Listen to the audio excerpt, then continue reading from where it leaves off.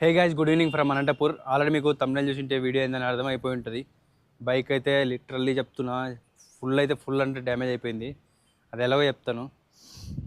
Damage వచ్చేసి back side shock absorber ఉంటుంది, అది మొత్తం ఫుల్ అంటే ఎంత అంటే అంత వీక్ అయిపోయింది మొత్తానికి. అలా సస్పెన్షన్ అలా ఊగిపోతుంది. అండ్ వచ్చేసి స్వింగ్ ఆర్మ్ అని ఉంటుంది, మన రేర్ టైర్ వచ్చేసి హోల్డ్ చేసేది అదే, అది కూడా బెండ్ అయిపోయింది మొత్తం. అది ఎలా జరిగిందంటే, నేను భోగి ముందు రోజు మా ఊరికి అయితే వెళ్ళుంటి. అక్కడ రోడ్స్ అయితే చాలా డ్యామేజ్ అయిపోయి ఉన్నాయి. నేను వచ్చేసి 60-70 స్పీడ్లో అలా వెళ్తున్నాను. సడన్గా ఒక పెద్ద గోయి వచ్చేసింది, 1-2 మీటర్స్ ఉంటుంది. ఆ ఫోర్స్లో ఫ్రంట్ టైర్ కొట్టేసుకొని బ్యాక్ టైర్ కొట్టుకుంది. ఫ్రంట్ టైర్ రిమ్ అయితే బెండ్ అయిపోయింది. తర్వాత బ్యాక్ సైడ్ వచ్చేసి shock absorber plus swing arm రెండు అయితే డ్యామేజ్ అయిపోయాయి. చూపిస్తాను ఇప్పుడైతే. బండి అయితే ఇప్పుడైతే రిపేర్కి అయితే తీసుకెళ్తున్నాను. ఒకసారి రిపేర్ చేయించి ఆ రిపేర్ ఎలా అవుతుందో, ఫ్రంట్ వీల్ వచ్చేసి బెండ్ ఎలా తీస్తారో, ఒకవేళ ఫ్రంట్ వీల్ క్రాక్ అయి ఉంటే ఇంకా చేంజ్ చేయాల్సిందే అని చెప్పారు. And shock absorber plus swing arm అయితే పనికిరావని చెప్పారు. దాని బెండ్ అయితే తీయలేమని చెప్పారు. కొత్తగా కొనాల్సిందే రెండు అయితే. ఫటాఫట్ అయితే వెళ్ళిపోతాం ఇప్పుడైతే మెకానిక్ షాప్ దగ్గరికి. ఆల్రెడీ అయితే సామాన్లు తెచ్చుంచాను.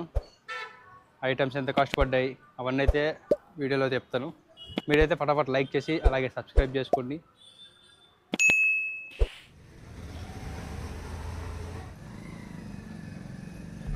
బ్యాక్ వచ్చేసి స్వింగ్ ఆర్మ్ ఇక్కడ బెండ్ ఫ్రంట్ రిమ్ బెండ్ అయితే తీయొచ్చని చెప్పారు. వచ్చేసి ఇక్కడ light bend back swing arm మాత్రం మార్చాల్సిందే అన్నారు.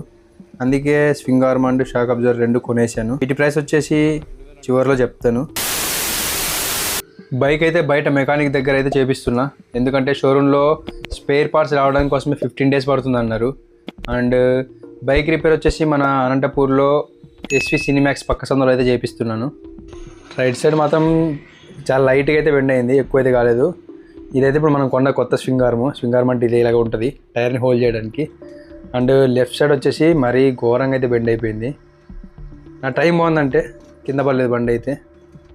అక్కడైతే మరత పడిపోయినట్లు అలా పైకి బెండ్ అయింది. అది బెండ్ తీయడానికి అసలు అవ్వదన్నారు బయట అయితే. ప్లస్ ఆ షాక్ అబ్జర్వర్ కూడా ఫుల్ వీక్ అయిపోయింది మొత్తానికి. అసలు బండి లూజ్ కదిలిపోతుంది పైకి కిందికి, యాక్షన్ లేదు. ఇక్కడ ఏంటంటే మెకానిక్ అని అయితే టైర్ తీసి ఇచ్చాడు.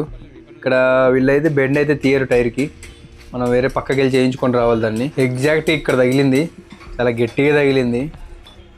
ఇప్పుడు పంచర్ షాప్కి వెళ్ళి టైరు అండ్ రిమ్ సపరేట్ చేయించి రిమ్ని ఇంకొక దగ్గర తీసుకెళ్ళి బెండ్ తీయించాలి. నా అదృష్టం ఏంటంటే అన్నీ పక్కపక్కనే ఉన్నాయి. ఇప్పుడు రిమ్ అయితే బెండ్ తీయడానికి తీసుకొచ్చాను, టైర్ని సపరేట్ చేసి ఇంకో షాప్కి. ఇది అలాయ్ వీల్ కాబట్టి హీట్ చేసి బెండ్ తీస్తారు.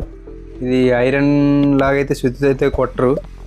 ఇక్కడ నా లక్ బాగుంది, రిమ్ అయితే ఏమాత్రం అయితే క్రాక్ ఇవ్వలేదు. కొద్ది క్రాక్ ఇచ్చామన్నా కొత్తగా కొనాల్సి వచ్చేది. ఇంకా ఇదైతే దేనికి పనికి రాకుండా అయిపోయేది.